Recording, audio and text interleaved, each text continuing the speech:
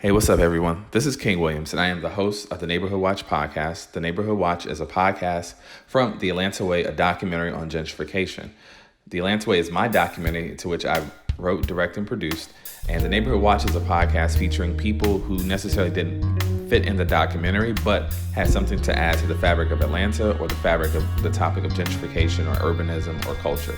This one in particular was one I really enjoyed. This is someone I've known for a while now. Her name is Bee Nguyen. She is state representative of House District 89 here in Georgia. She took over Stacey Abrams' seat when she vacated it to run for governor.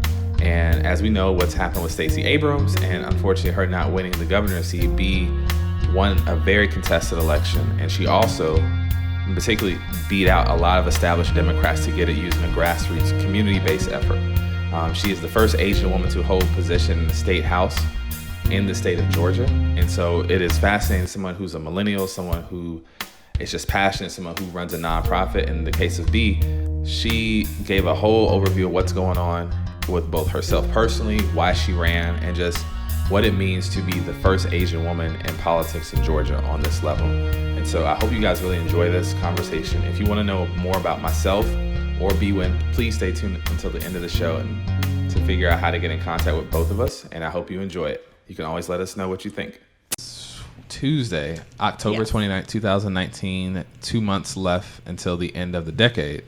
And it's a muggy kind of dreary kind of Tuesday afternoon, but I'm here with a very bright person, somebody who I met a few years ago, who is generally, every time I see her, she always gives me good energy. So I'm going to let her introduce herself. I think she's super important. She's going to downplay who she is and what she does, but I'm going to let her introduce who she is.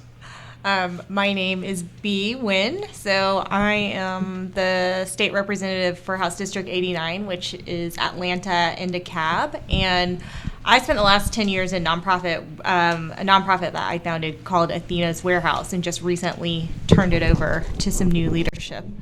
And King, the first time we met was at Octane in Grant Park, and you described me as a Sour Patch Kid. I did, and I stand by that. Because it was like kind of sour on the outside. I was like, she's actually not bad when you get to like know her. So it's like very sweet, but you wouldn't. I don't know how people meet you, but that's how I felt. So yeah. But not just you're the state rep. You are. I always say you're the future of Georgia. You kind of underplay that, but I think so because you're young, you're a woman, you're smart, you've worked in nonprofit, you are every single checkpoint that people say that they want in a politician, but they never actually fully materialize. They kind of always become some kind of carbon copy of themselves. And so to see you and to see what you've done in the last couple of years. All right, so we're here talking today. The session hasn't started yet for 2020, right? No, it will start the second Monday in January. So It's always the second Monday of every January. Okay, and so how long does session actually start? So how long does it go for? It will be 40 non-consecutive days. So however long it takes us to get through 40 days, and that's typically between 3 and 4 months. Since it's an election year and we can't raise money during the legislative session, it will likely be a short session because people will want to get back on the campaign trail. Okay, and so I just want to jump right into it. Sure. So, yeah. To back up for a minute, for people to understand, you ran. I ran. A very contested race, and you won. And the thing that made you different is that you were an outsider for the most part, and you beat an established candidate, and you beat an established candidate in a very hot seat in particular. And so can you let people know what that seat was and what that process was like? Sure. So the seat that I ran for was the seat that was formerly held by Stacey Abrams. And when she stepped up to run for governor, it triggered a special election in my district. And I actually, had thought about running for office at one point, only because I'd run Sam Park's campaign in 2016. We flipped a House seat, and then I came to the legislature with him as his chief of staff. And in that role, I quickly realized that I was not really meant to be his chief of staff because I wanted to tell him what to do all the time. And I watched a number of floor debates, and I watched the way that votes went down, and I started to feel like I wanted to have a decision-making role in that process versus be somebody who was in a supportive role. And so when Stacey's seat came up, it was a lot sooner than I thought it would come up. I just didn't understand that it would be a special election. I was anticipating something in 2018. And so when the seat became available, I was still unsure of whether or not I wanted to run. And I think that a lot of women and probably people of color go through that, where we are unsure if we are qualified enough. And I went through all of those things. And when I saw that somebody else had put his name in the hat, I thought, you know, why should I run? We have a qualified, good Democrat already in this race. It wasn't until a lot of women pushed me to run and really said, we need your voice at the table, that I finally said, all right, well, I guess I'm going to do this thing. Right. Yeah. And so you ran against somebody who, for a lot of people who don't know, seemed to be the preordained person to take over Stacey Abrams' seat. You got the advice, you got the prodding to do it, but did you ever feel as if like this wasn't real or this wasn't possible, or did you ever second doubt yourself during that entire process? Well, immediately after I decided to run, I got a phone call every single day for a week straight from people that I knew and some people that I considered to be my friends, who knew me through nonprofit space and who knew me through running Sam's election. And we had good relationships, but they did not want me to run. And the reasons they stated were I was better behind the scenes. It wasn't my turn. I was just a social justice activist. And they felt that I was jumping the line. And I did not quite understand that because I have not been part of the political insider space. And so as I was in this campaign, I started to understand just how systemic politics actually is, that these things are preordained and the decisions are made from people who have power and money. And for those of us who don't grow up in that space, it's really hard to penetrate that. Even becoming a campaign manager for Sam Park, the reason why I became his campaign manager is because nobody else wanted to do it. Nobody believed in him as a candidate, and nobody believed that we could flip that seat in 2016. And so I started to see the structural barriers that exclude a lot of people from the political process. I was extremely naive. I just didn't understand it. And then as I continued to campaign, after I won, after I've gotten to be part of spaces that I previously was never privy to, I started to understand that politics is designed for a very small set of people, and it's intended to work that way. And the less people who have access to it, the easier it is for everybody who has power to retain their power. Okay. And so then you won another election after that the year later, correct? I was unopposed the next year. Okay. Yeah. So now, it's weird to say, but you're a two-time, I guess, for the most part, state rep now? Yeah, so Okay. I served half a year, and then I was up for re-election. I mean, served a year, and then I was immediately up for re-election this next cycle. And now I'm in the middle of my second term, but it's actually my first full term. Got you. Okay, and so for people at home who don't understand what that process is like, everyone has an opinion on politics and politicians. What is something that's changed since you're now on the ground floor in Georgia politics in particular? What's something that you didn't know then that you know now?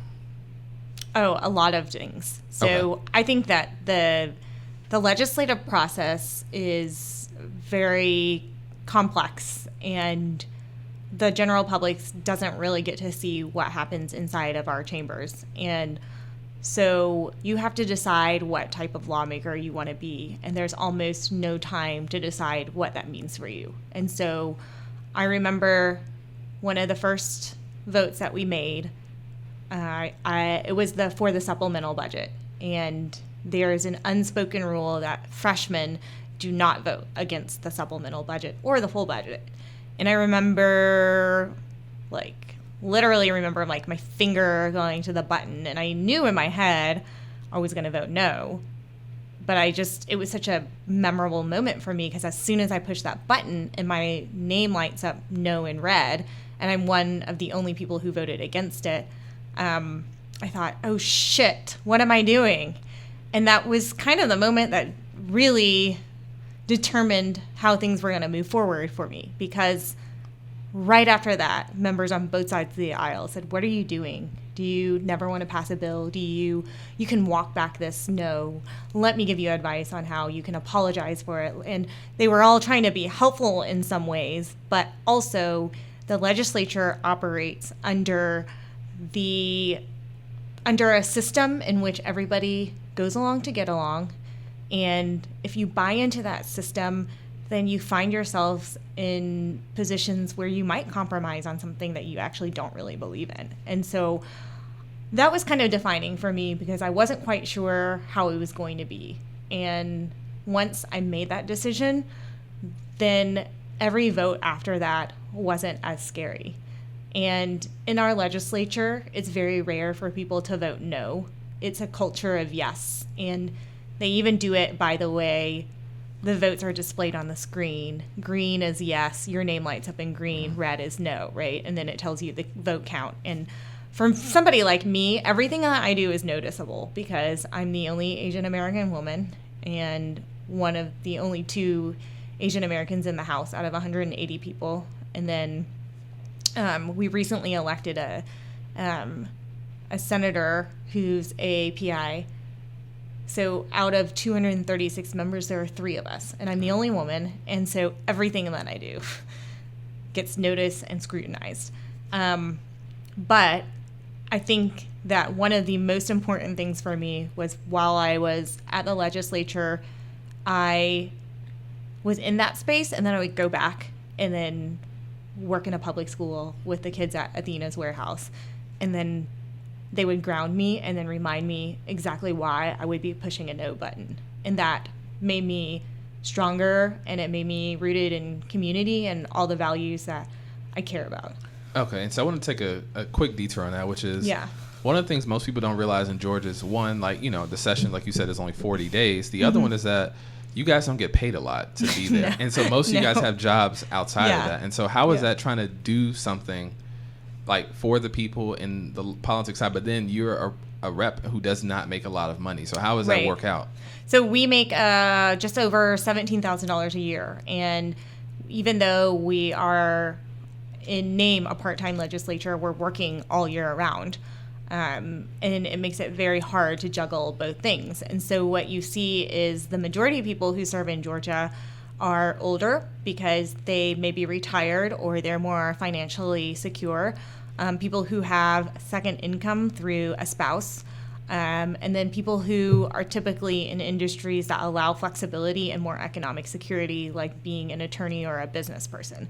So what you don't see a lot of are teachers, nonprofit people, social workers, a lot of people's voices who are critical to decision making. So for example, on education committee, I'm on that committee, and I am well informed because I'm in a public school. I've been in public schools for the last 10 years of my life. And so I could understand how a bill that, and this bill actually did come up last year, Senate Bill 15, a bill that requires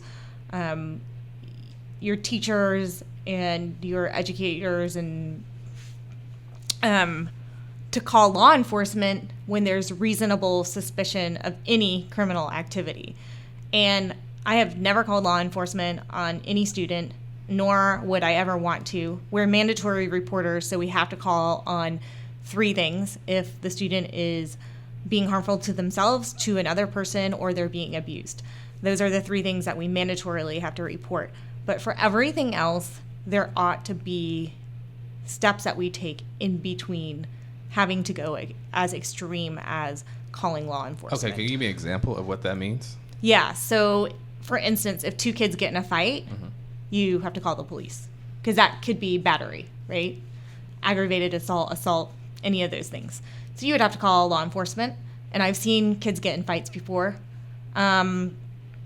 If a kid like kicks a trash can, smokes a cigarette underage, if they smell like weed, any of those things, uses a fake ID to get into a club.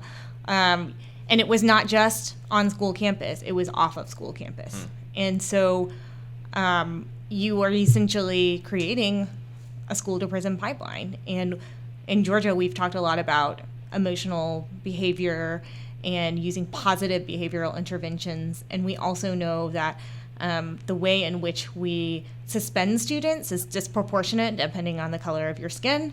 And we know the way that we use law enforcement and the way law enforcement treats students is also different depending on who you are. And then we also know that students with disabilities often suffer from the same disciplinary infractions because what they construe as being like misbehaving is actually related to disability. Got you. And you might have to definitely check me on this one. So I want to be clear. There's a school you work in. I don't even want to say the name of the school necessarily, but it has, and this is my opinion, a large number of students who either may be undocumented themselves or have a family member who is. Yes. And so does that factor in your mind as well when you're going through these things? Oh, absolutely. Okay. And not just the potential, but through real life experiences. So we had a girl several years ago whose boyfriend raped her, and when she reported to her teacher had to call law enforcement, and when they notified her mother made her backtrack her story because she was afraid of being deported because the mother was undocumented. And so several weeks later, she is hanging out with this kid at school again because what else are you supposed to do? You can't report, and nobody in the system is protecting you. So those are realities, and, that bill passed, and the governor vetoed it because advocates who represent children and educators said it was a bad bill and it would harm students, and the point was supposed to be to protect them. Okay, and so I want to go back for a minute to this idea of because I hear a lot of people say, well, this bill is good, this bill is bad. What actually, I know it's case by case, but how do you define what is a good bill or a bad bill? Well, I would say that it's much more nuanced, right? Okay. So there are very few bills that come up that I believe are good bills because the way in which bills are written and carried out can be very different. And so I tend to err on the side of caution in terms of how I read legislation because the intention may be different from the execution depending on who's executing the legislation. And there are things that are complicated, and a bill can't be perfect, right? And so you end up weighing your options. So I'll give you an example of a bill that I voted in favor of, but had a lot of hesitations, and I'm not quite sure if I should have voted for it. So it was the hands-free bill, so not using your cell phone, right? And on the surface of that legislation, it's what we probably would define as good legislation, right? We should not be using our cell phones while we're driving. People die because people are using their cell phones while they're driving. But the major concern I had was, is this going to be used as a mechanism to pull over more Black and brown people? Probably. So in that, weighing those two things was a really hard and heavy thing for me to do.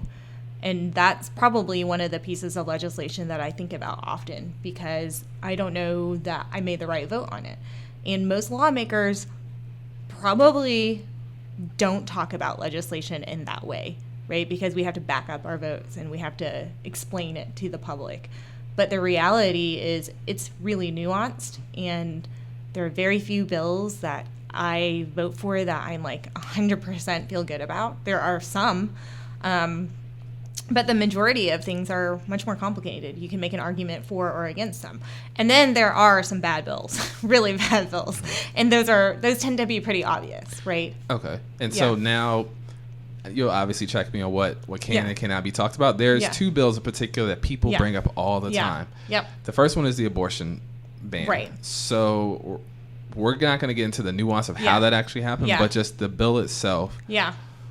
What can you explain to people about that people didn't understand when it came out? And then ultimately, I guess right now it's been dropped by the Supreme Court. I'm not sure what the status of that is. Okay, so the abortion ban, essentially what they dubbed as the heartbeat bill, as soon as there is a detected heartbeat, which is really the fluttering of tissue, it's not actually a heartbeat, then abortions would become illegal. And that would be about 6 weeks for most women. And so it basically makes abortion illegal because most women don't even know that we're pregnant until 3-4 weeks, whenever.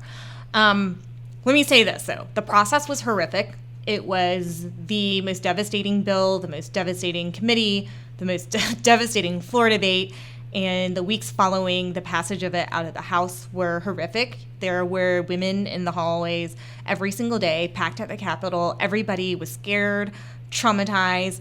I had never seen any of my female colleagues cry before because we don't have the luxury of crying at the Capitol. But the night we had the floor debate, I saw several of them cry. And it was just really hard because it was so incredibly personal in a way that many of our colleagues could never understand. And so here you have women who start talking about their own abortions, their miscarriages, their own children, the decisions that they've made with their bodies. And it was really hard. Like, I also don't know that the public understands this, but we emerge out of legislative session with so much weight because just interacting with all the women there every single day for weeks and absorbing their fear and absorbing their emotion, it took a long time to recover from that. And as you can see now, I'm not fully recovered from it. It's very hard to talk about that bill without getting emotional because it just sucked the life out of us. And so following the passage of that bill, which is unconstitutional, it violates Roe v. Wade, the ACLU filed lawsuit on behalf of Sister Song and a number of other organizations that support and advocate for abortion and reproductive justice for women. They filed a lawsuit, and the judge issued an injunction, which was a ruling that came out just last month. And that injunction says you cannot move forward with this bill because it's unconstitutional. It violates Roe v. Wade, and therefore the bill that was supposed to go into effect in January of 2020 will no longer go into effect. So there are many states who have done the same thing. And there has been a concerted effort on behalf of those who don't support abortion rights to pass these restrictive laws, hoping that eventually one of the courts will take up their case and it will be pushed up to the Supreme Court, and then Roe v. Wade will be overturned. So in Georgia, the law will not go into effect, so abortions will remain safe and legal. But I expect that it will still be a topic that comes up in the 2020 session. We'll be dropping bills to repeal. We don't have the numbers to pass it, but the issue is not going to go away. And on top of that, in Georgia, we have one of the highest mother mortality rates, and over half of our counties don't have OBGYNs, and Black women are dying at a rate of 3 to 4 times higher than white women related to pregnancy. So there are a lot of issues that are intertwined with that abortion bill. And so those are a lot of things I think we'll be talking about in 2020. Okay. And so even besides just a legislative preview, we're not even going to do that. I want to ask another, because one of the things I think people always ask me is what is the process of actually getting a bill passed? Because a lot of people seem to be misconstrued on what that looks like. So can you walk me through how that works? Sure. So there's the way in which it's supposed to work, right? This is the way that we learn about in school. So you draft a bill. And for me, I think this is where the public doesn't get to see this, but the way in which you draft a bill is also critically important. For instance, I spent an entire year drafting a bill working with advocate groups to perfect the language, because the last thing I want to do is try to improve something, but then write a bill that actually harms something and not know it. And so we spent an entire year just vetting the language for this. And it's a bill on closing the loophole for temporary civil protections in domestic violence and intimate partner relationships. I spent a day in Fulton County Court watching a judge take up TPO cases, and I feel like that immersive practice and really spending time with the actual legislation over an extended period of time helps you better understand what you're doing and why you're doing it, and it makes you have a critical eye as it pertains to how it's written. So once you work on that, you can work on it with advocates, lawyers, whomever you want to.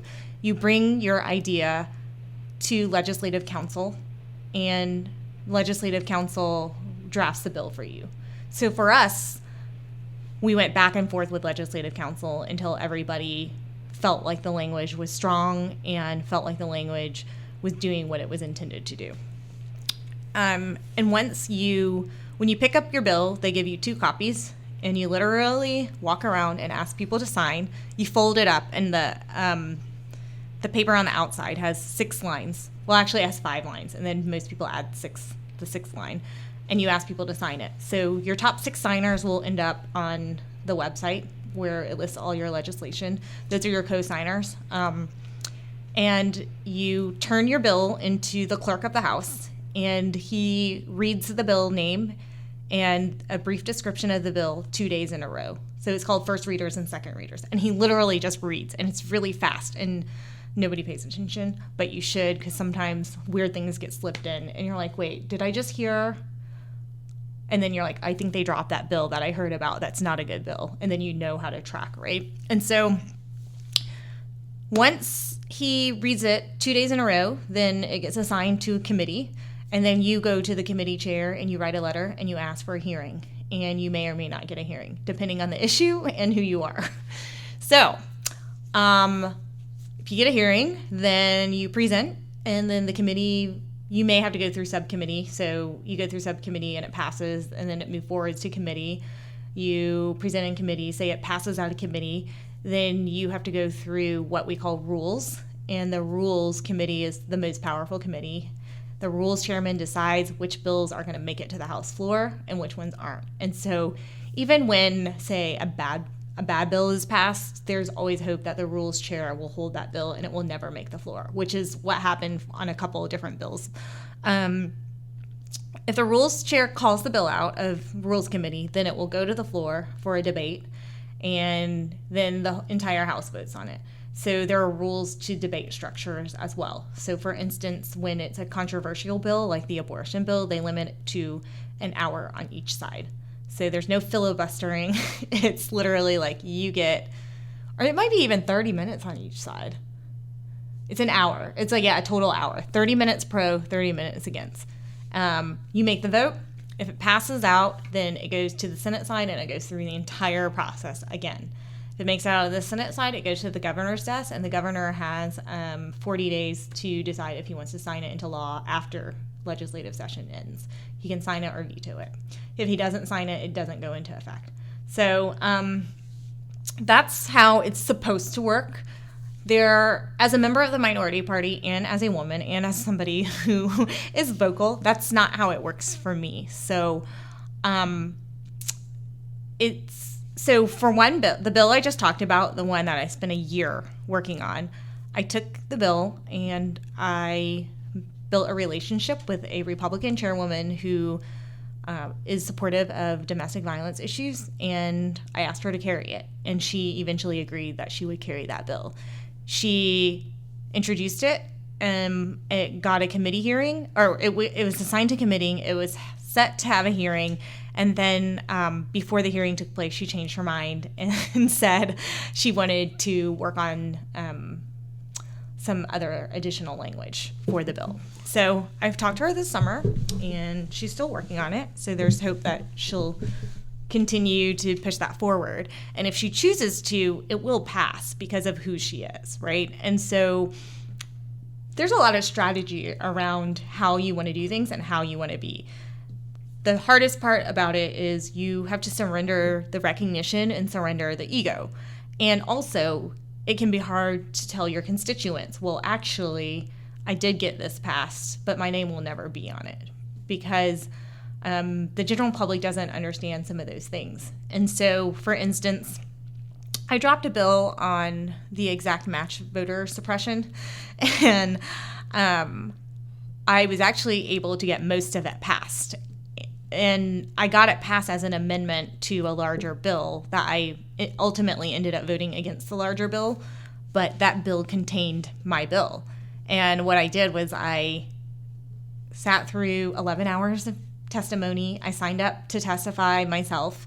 And when I testified, I brought every single committee meeting notice that they sent me with my last name spelled wrong, and shared with them when I got elected. They spelled my last name wrong on the website 3 different times in 3 different ways. So I had a stack of papers, and it's like, this is why you cannot make a law that says you can't vote if your voter registration doesn't match your driver's license exactly, because a human is entering in this information. And most people do not spell my name correctly, because that is just not what our brains are trained to do. They always mix up the G and the Y.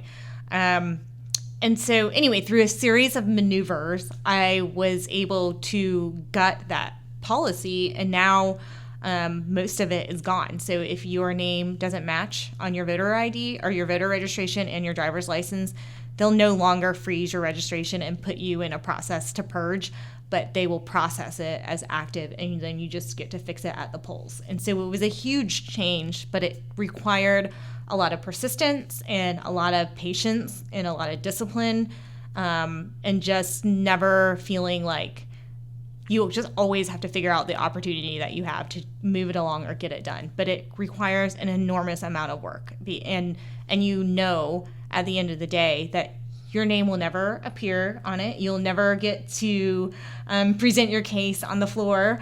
But it's all of that. You just decide what's more important, right? Like, you want to make this change? Yeah, I do. That's what I'm there for. Okay. No, I'm glad you actually like legit walked people through that. And because this brings up my next question, which is, you're going to be up for election, I guess, in the next cycle, right? Yeah.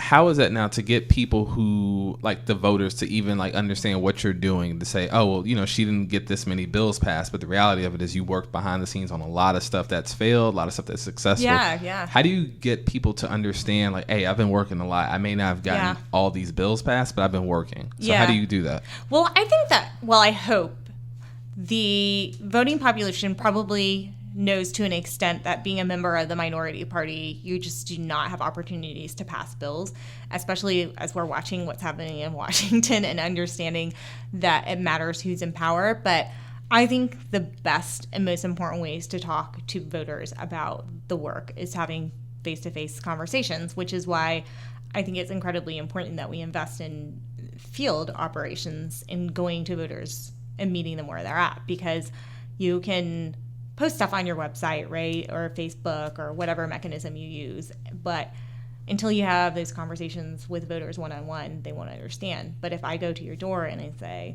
look, here are the things that I've been doing. I was able to gut this voter suppression policy that froze 53,000 names, or I was at the forefront of fighting against this abortion bill. I know it did not work out in our favor, but we're going to go back in there next session and make sure that we're fighting just as hard. And, you know, here's why. Here are the things.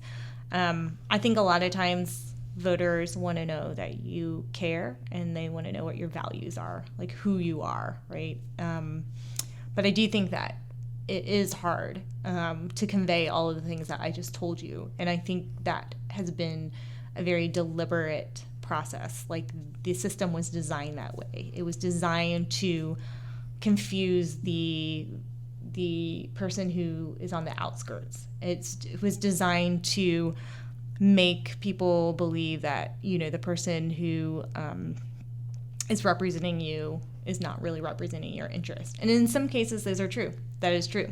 But I think the tightness of the information and it's hard to find out information, right? I think all of that is very purposeful.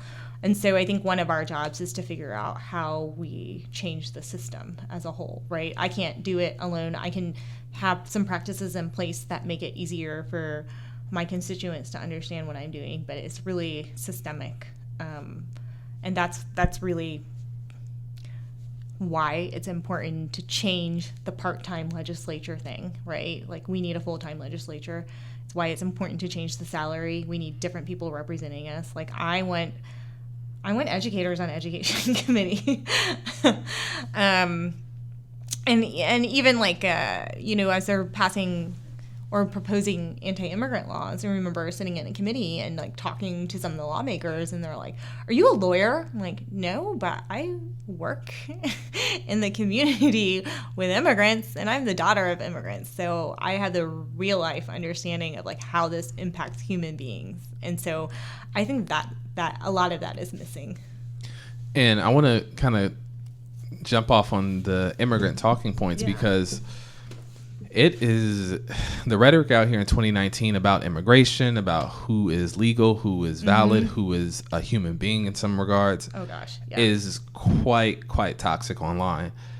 You've been one of the few people almost from the jump who's been very, very much dispelling myths about immigration, putting yourself out there in terms of the narrative, like you are a daughter of immigrant parents.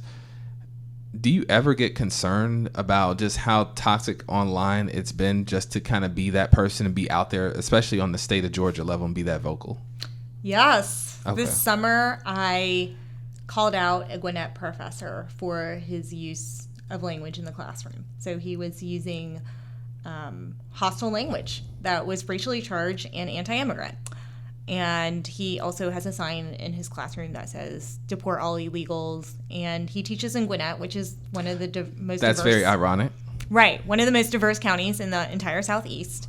And I thought, there is no way that a student could sit in this classroom, one that might be a DACA recipient or one that has family members that are undocumented, and not feel like this is a hostile learning environment.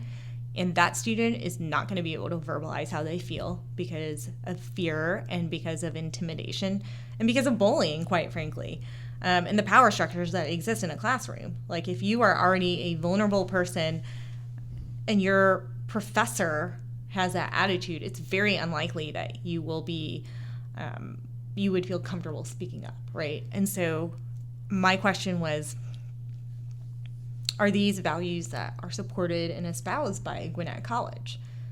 And I looked at their policies, and according to their policies, fine, express your political positions, but it's the name calling, it's the hostile environment, it's the lack of respecting other human beings, right? And the other thing is he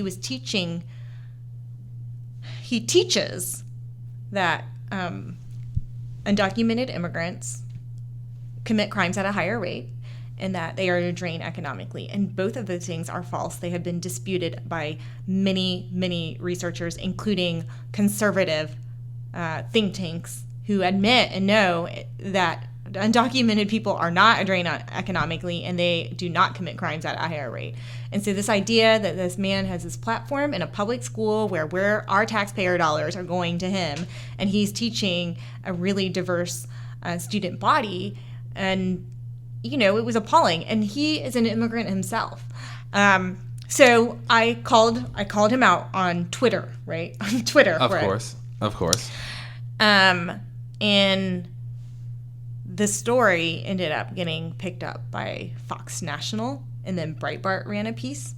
And within a 24-hour time span, I had over 1,000 messages through social media, email, and even a phone call, and they were all nasty and just vile. There was one out of those that was constructive, and I responded to that one. And when I responded, she said, "Oh, that makes sense."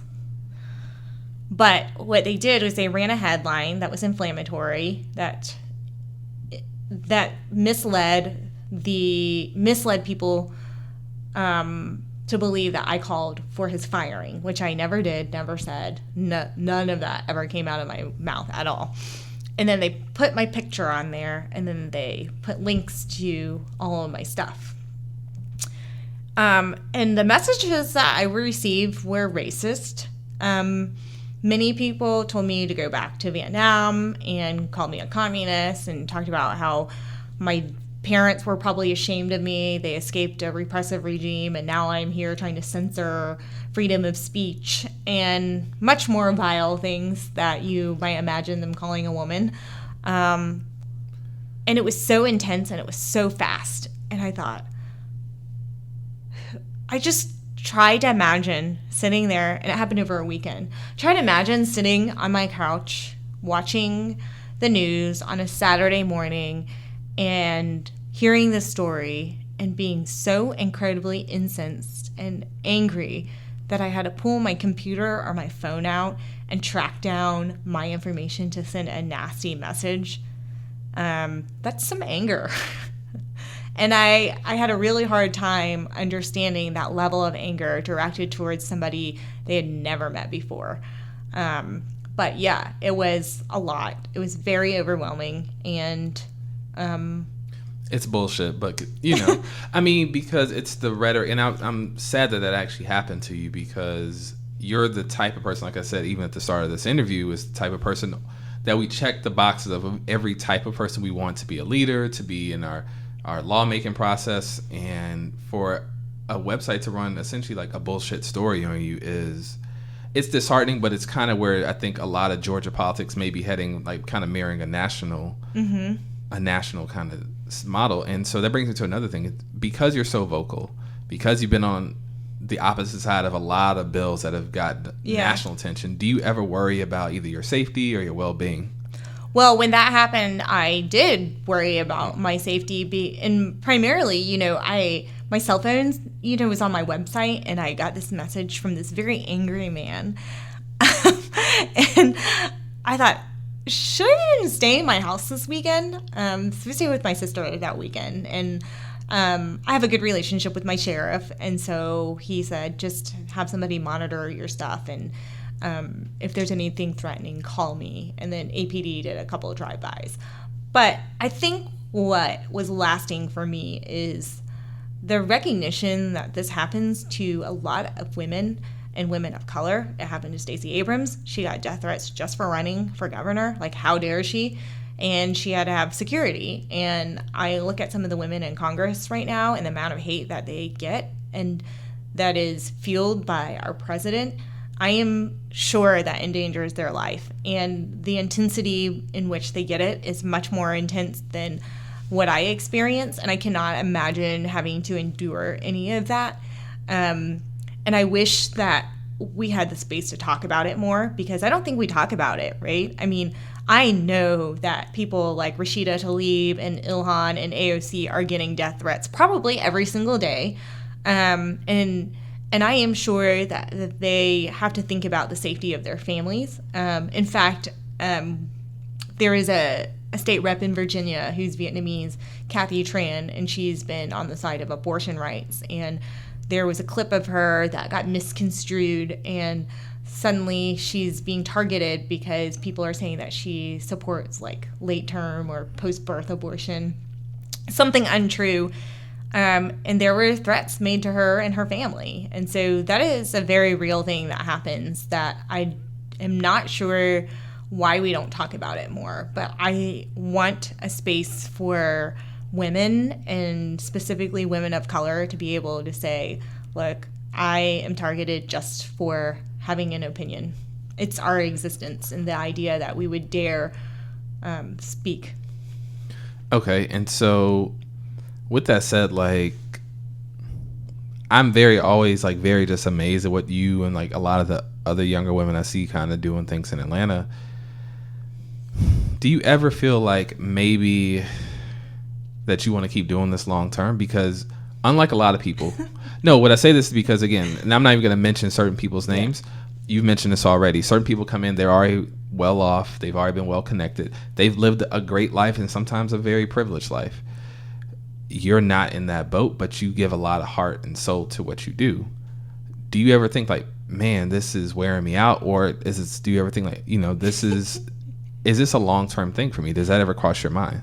I mean, it wears me out every day. I'm worn out every day. It is a depleting existence because there is no balance. And when we are in legislative session, the stakes are incredibly high. So when we are battling against abortion bills and we're battling against anti-immigrant bills, I understand like who that's going to impact, right? I think of my kids all the time at school, and they've already been through so much trauma, and those are really big responsibilities and really heavy emotional burdens to carry. And On top of that, you're trapped in politics, which is a really toxic space in general on both sides of the aisle.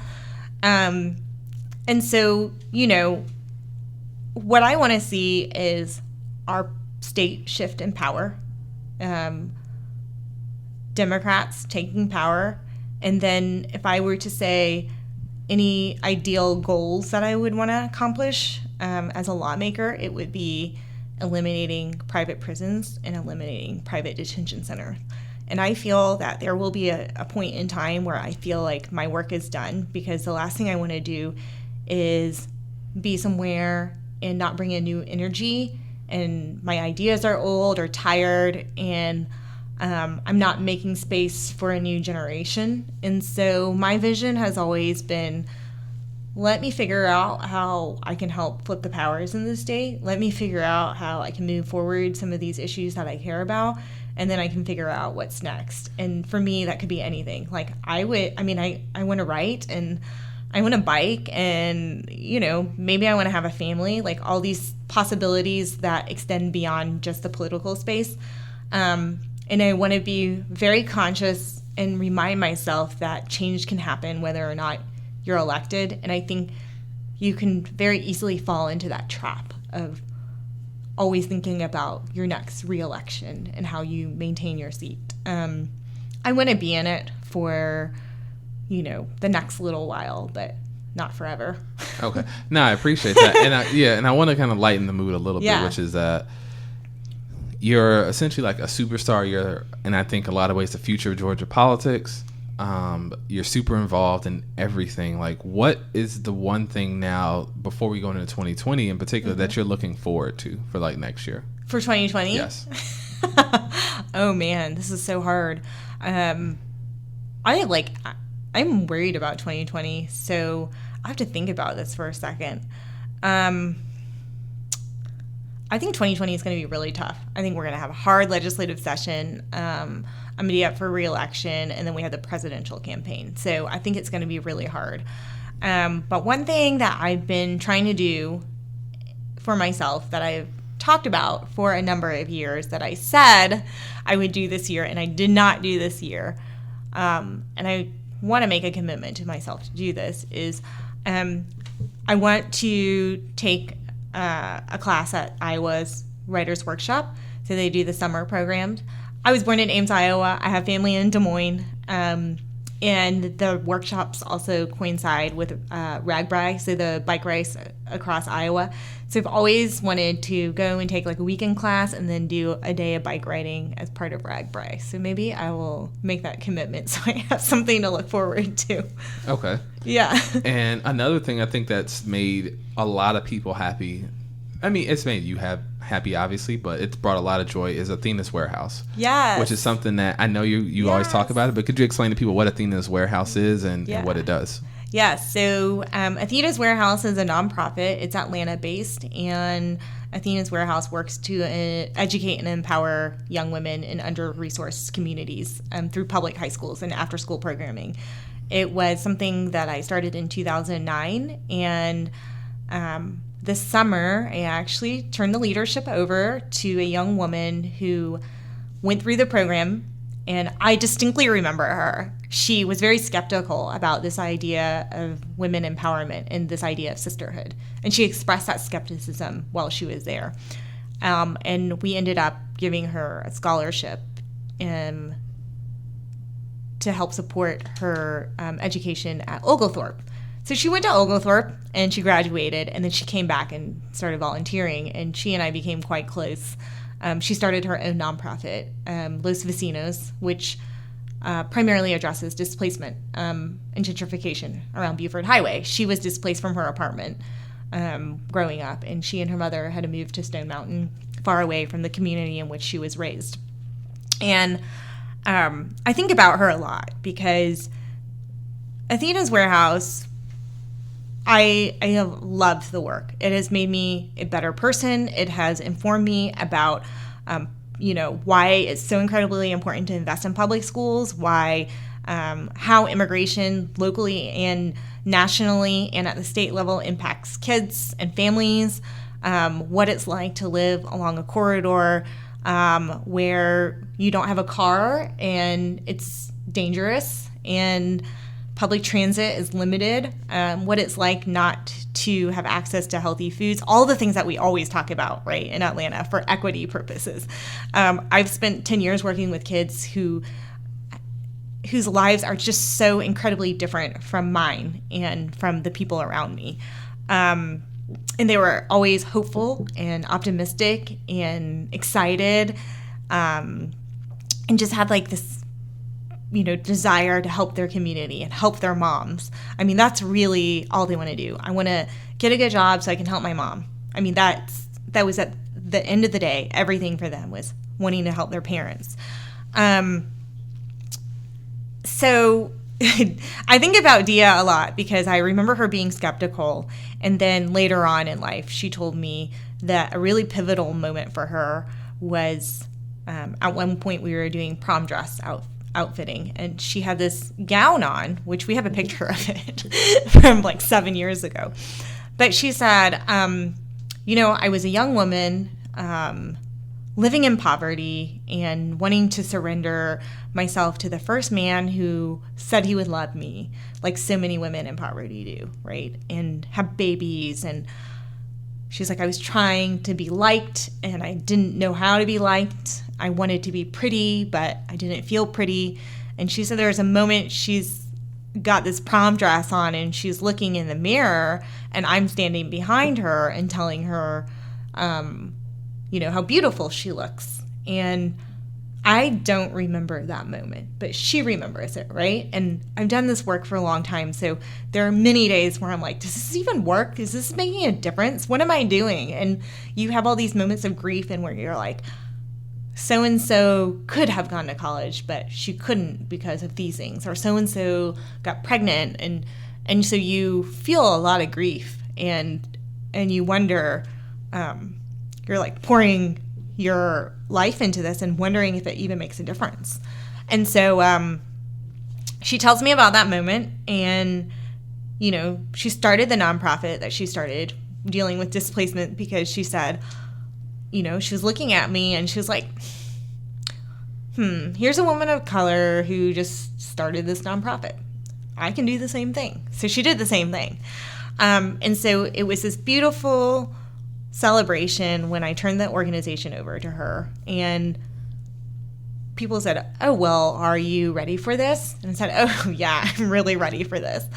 But I think as any founder, right, or any ED who's turning something over, there's always like this fear of what's going to happen next. And so a couple months later, I texted her and I said, hey, are you having programming this week? Can I come?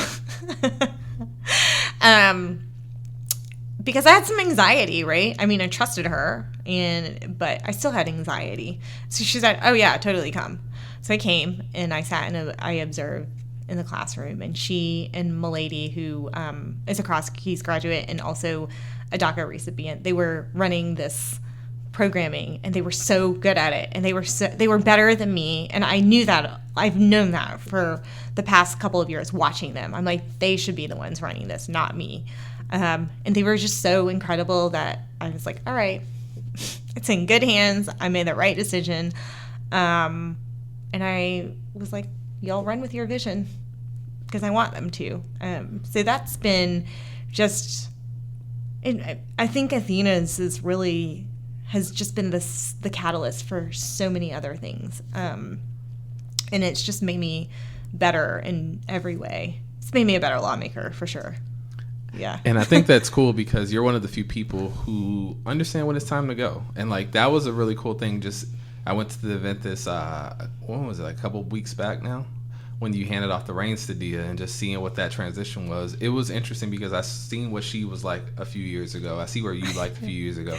And it seems like you guys have leapt like 2 or 3 lifetimes already, where you actually seem much different. Like, you both seem like in a much different, much more mature, much more understanding place. And that was a beautiful thing to kind of see what that looked like. And so it's one of the things when I always come back to, like, you're the future of Atlanta, like, this is what it should be. It should be somebody who passes on the baton, creates something great, passes on it, and inspires someone else to do something else as well. And we don't see a lot of that in Atlanta. And so I'm looking forward to what your career is bringing for everyone here in the state as a lawmaker, but also you as a person. And so I want to end this by two things. One of which, is there anything else that you want to bring up that people don't know about or people should be aware of that you kind of want to say right now? Yeah, I think there is something that's come up recently for me. And I think that's existed always, but more recently it's been like kind of something I've been thinking about. So the other day I sent you this article that was written a long time ago, What We Talk About When We Talk About Race. And so that was a series of talks that I created right after Michael Brown happened, right? And there's just like a series of Black men who died at the hands of law enforcement. And I remember that a lot of people felt really helpless, but didn't know what to do. And I was sitting at a racial justice dialogue in Virginia Highlands one night, and it was like a circle, like we were all in a circle, and the question was like, what is your impression of Black men? And every person who answered the question was not a Black man. And I believe there was only one Black woman there. And she said, well, my husband is Black and my son is Black, so I love them. And I thought, why are we talking about Black men without Black men being at the table? And that was what sparked those racial justice conversations. But one of the things that I learned the most was, so I was moderating these conversations, right, between white and Black people. And suddenly I thought, oh, shit, there's no space for AAPI people or Latino people. And one of the complex things about Atlanta and Georgia is that we tend to view race in a very binary way. And so I recognized that, right? And while I was doing those talks, I thought, I need to do some more self-reflection on my role and the role of being Asian and that identity, and really ask myself some hard questions about how I was raised, what I believed, and how I was living my life. And so I think that really helped me, right, confront my own biases and the ways in which I was upholding white supremacies and the beliefs that I were taught, right, by my parents and by society. And as I've moved through the political space, it comes up often, right? Nobody knows how to categorize me. And so there's conversation happening around me where my colleagues are like, literally said to one of my other colleagues, does Bee vote like a white person or a Black person? Which are neither, but you know. Right. And very recently there was a vote that came up, and it was completely split between racial lines in a smaller delegation of all Democrats. And I was the deciding vote. And I voted with all the Black elected officials. And it prompted this reaction by both sides.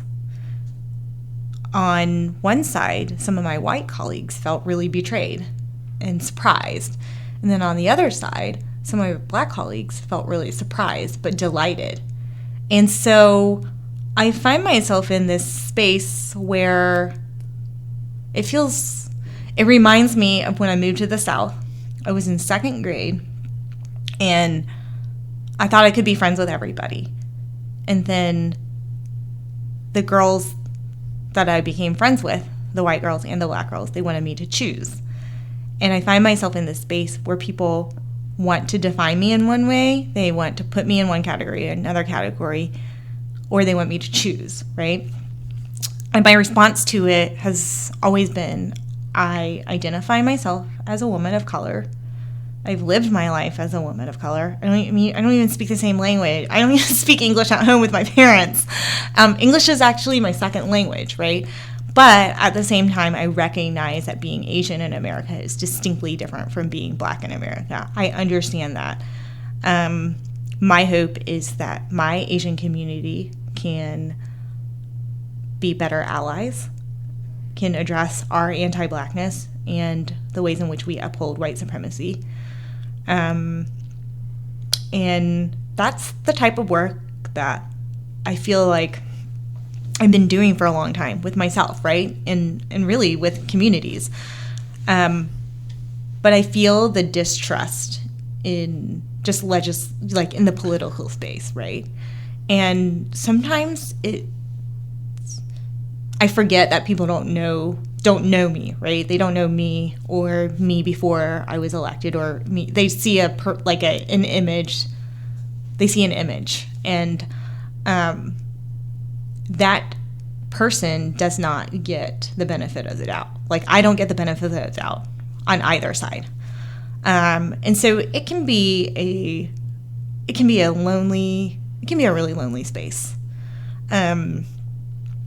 So even when we talk about it, right, it's like, I'm like, y'all, I'm literally the only, out of 236 people, the only Asian American woman. I can't ever hide from anything. I'm super obvious in every space. And so I think I have a lot of thoughts percolating around that, and like how to move forward, right? And like how to take that experience and figure out how to build better partnerships and allyship. And one of the ways in which I'm trying to do that is legislatively, right? So there's a bill that I introduced, and it's a driver's license bill. And it expands the list of documents that you can bring to the Department of Driver Services in order for you to obtain a driver's license. And that bill, if passed, would help the immigrant community, those who are formerly incarcerated, those who are facing homelessness, those who identify as LGBTQ, people who basically have a hard time coming up with like a birth certificate and a social security number.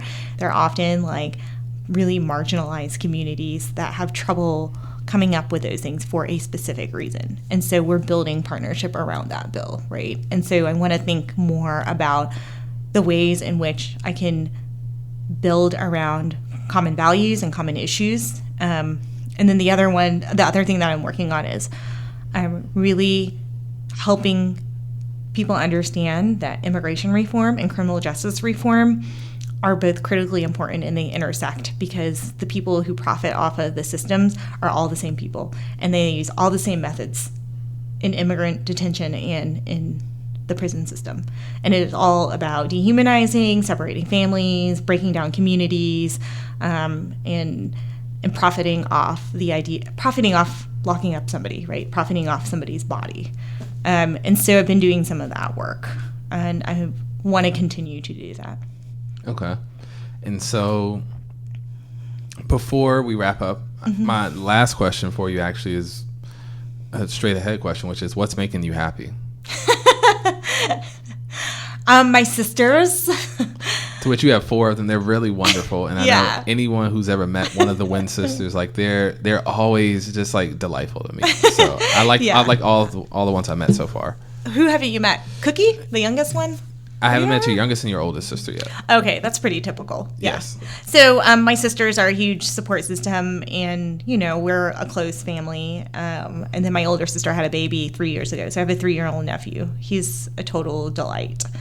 And then, just having that supportive network of my friends and my partner and people that I can just be around and be myself, right? That makes me happy.